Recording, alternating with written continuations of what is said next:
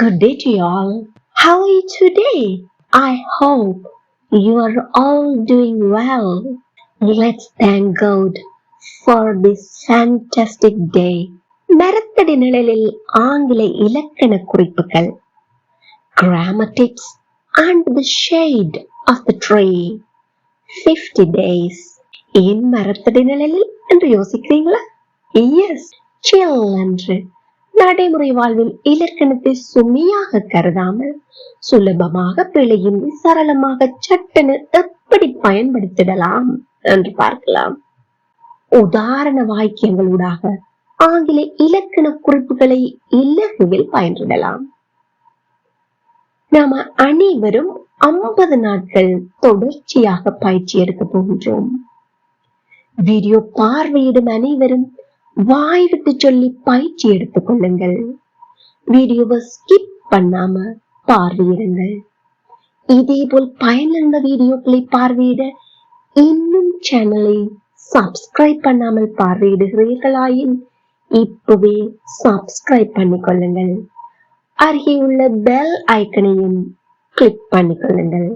அப்போதான் உடனுக்குடன் நோட்டிபிகேஷன்ஸ் பெற்றுக்கொள்ள முடியும்.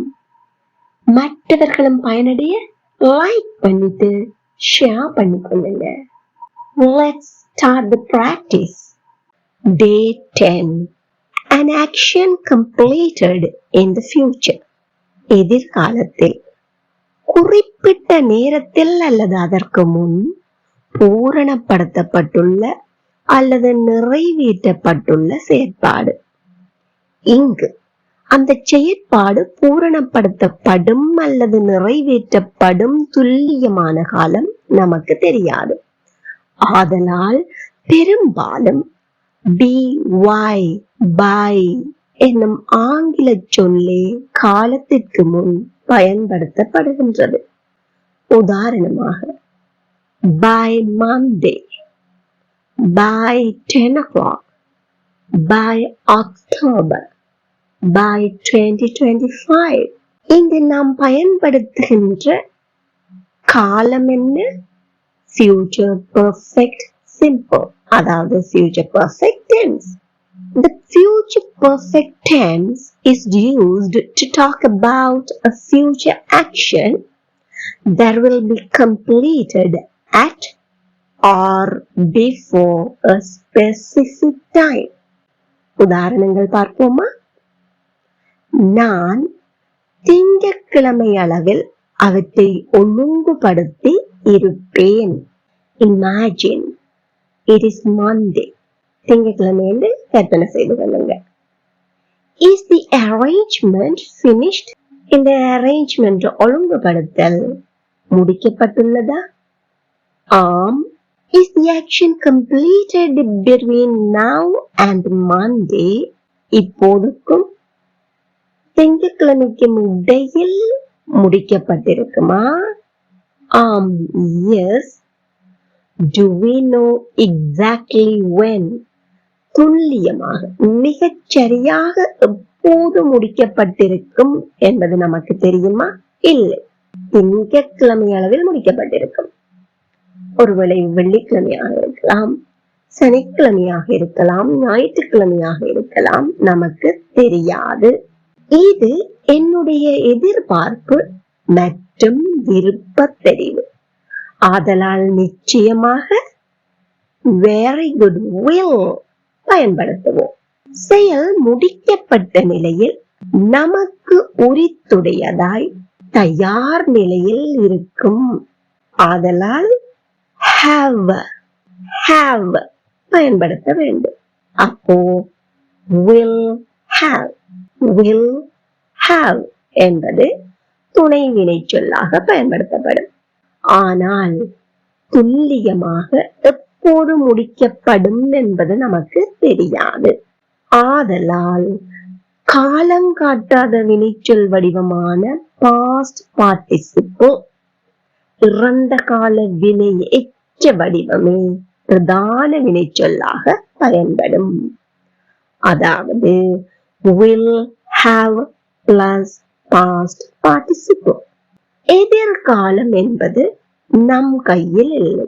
ஆதலால் ஒருமை தன்மை வேறுபாடு இன்றி இலகுவில் நம்மால் future perfect simple மூலம் an action completed in the future வெளிப்படுத்தப்படலாம். அப்போ நான் திங்கட்கிழமை அளவில் அவற்றை ஒழுங்குபடுத்தி இருப்பேன். இதை ஆங்கிலத்தில் எப்படி சொல்லலாம்? நான் பார்த்தோம் உதவி வினை சொல்லாக ஒருமை தன்மை எந்த வேறுபாடுமின்றி will have வரும் என்று. ஆதலால் I will have ஒழுங்குபடுத்தல் arrange அதனுடைய past participle form arranged. I will have arranged அவற்றை those திங்கட்கிழமை அளவில் by Monday. I will have arranged those by Monday. Again, I will have arranged those by Monday. ரொம்ப இலகுவா இருக்கு இல்லையா? மறுமுறை இருக்கா எல்லாரும் என் கூட சேர்ந்து சத்தமா சொல்லி பாருங்க. I will have arranged those by Monday. அடுத்த கிழமை. இந்த நேரம் Sheila சுற்றுப்பயணத்திற்கு புறப்பட்டிருப்பாள். By this time next week. By this time next week. Sheila ஒருமை. ஆனால் இங்கு ஒருமை பன்மை வேறுபாடு பற்றி நமக்கு கவலையே இல்லை. ஆதலால் by this time next week Sheila will have left for her trip. By this time next week Sheila will have left for her trip. Again, by this time next week Sheila will have left for her trip. என்றிலிருந்து 3 நாட்களுக்குள் அவன் தனது ஒப்படையை முடித்து இருப்பான். 3 days from now he will have finished his assignment. 3 days from now he will have finished his assignment. Again, 3 days from now he will have finished his assignment. மற்றொரு உதாரணம் பார்ப்போமா? நள்ளிரவில் விருந்து முடிவடைந்து இருக்கும். At midnight the party will have ended. At midnight the party will have ended. Again, at midnight the party will have ended. நாம் வரும்போது ஏற்கனவே நீங்க மதிய உணவு சாப்பிட்டு இருப்பீர்களா? அதாவது அவங்க ஏற்கனவே சாப்பிட்டு இருப்பாங்களா இருந்தால் நாம் அவர்களுக்காக காத்திருக்காமல் நாமும் மதிய உணவை முடித்துவிட்டு அங்கு செல்லலாம். அதற்காக கேட்கப்படுகின்ற வினா. இது வினா வகையால் உதவி வினை சொல்லை முதலாவதாக கேட்க வேண்டும். ஆகவே will நீங்க will you have eaten lunch already when we arrive? Will you have eaten lunch already when we arrive? Again, will you have eaten lunch already when we arrive? நான் திரும்பி வரும்போது நீ படுக்கைக்கு சென்றிருப்பாயா? மறுமுறையின் வினா. உதவி வினை சொல்லை முதலாவதாக சொல்ல வேண்டும். Will you have gone to bed? Will you have gone to bed when I get back? Will you have gone to bed when I get back? Again, will you have gone to bed when I get back? ரொம்ப இலகுவா இருக்கு இல்லையா? நான் 1 மணி நேரத்தில் முடித்து விடுவேன். பிறகு நாம் படம் பார்க்க முடியும். I will have finished in an hour. I will have finished in an hour. பிறகு and then we can watch a film. I will have finished in an hour and then we can watch a film. மறுமுறை என் கூட சேர்ந்து எல்லாரும் சொல்லி பாருங்க. வாய் விட்டு சொல்லுங்க சத்தமாக. I will have finished in an hour and then we can watch a film. அவன் 4 மணியளவில் வந்தடைந்து விடுவான், அதாவது வந்தடைந்து இருப்பான். இது எப்படி ஆங்கிலத்துல சொல்லலாம்? இங்க ஒருமை தன்மை வேறுபாடு பற்றி கவலையுண்டா? இல்லவே இல்லை. ஆகவே he will have arrived 4 மணியளவில் by 4 o'clock. He will have arrived by 4 o'clock. Again, he will have arrived by 4 o'clock. அந்த நேரத்தில் அவர் வேலையை முடித்து இருக்க மாட்டார். அந்த நேரத்தில் அவர் வேலையை முடித்திருக்க மாட்டார். எதிர்மறை வாக்கியம். நாம் ஏலவே பார்த்துள்ளோம். உதவி வினைச்சொல்லுடன் not சேர்க்கும் போது எதிர்மறையை உருவாக்க முடியும், அதாவது will not. இதனுடைய சுருக்க வடிவம் want. want. ஆகவே he won't have finished his work at that time. He won't have finished his work at that time.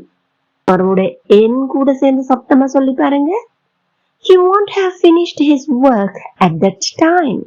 நாம் விடுமுறைக்கு போதுமான பணத்தை கோடை காலம் அளவில் சேமித்து வைத்திருப்போம். இது எப்படி ஆங்கிலத்தில் சொல்லலாம்? யார் சேமித்து வைத்திருப்போம்? நாம். We will have saved enough money for a vacation by summer. We will have saved enough money for a vacation by summer. Again, we will have saved enough money for a vacation by summer. Now, this is the time for you. நாம் நாளைக்குள் பார்சலை, அதாவது பொதியை பெற்று இருப்போம். அடுத்த ஆண்டுக்குள், அடுத்த வருடத்திற்குள் அவர் ஒரு புதிய நகரத்துக்கு சென்று விடுவார், அதாவது சென்று இருப்பார். அதற்குள் யாரும் வந்தடைந்து இருக்க மாட்டார்கள். Now, this is the time for you to comment your answers. Don't worry about the mistakes. விட்டுருவோமோ என்ற கவலையின்றி கமெண்ட்ல உங்கள் விடைகளை தாராளமாக பதிவிடுங்கள். Practice makes you perfect. இந்த வீடியோ உங்களுக்கு பிடிச்சிருந்தா மற்றவர்களும் பயனடைய இப்பவே ஒரு லைக் பண்ணிட்டு ஷேர் பண்ணிக்கொள்ளுங்க. இதே போல் மேலும் வீடியோக்களை பார்வையிட சேனலை மறக்காம subscribe பண்ணிக்கொள்ளுங்கள். Thank you for watching.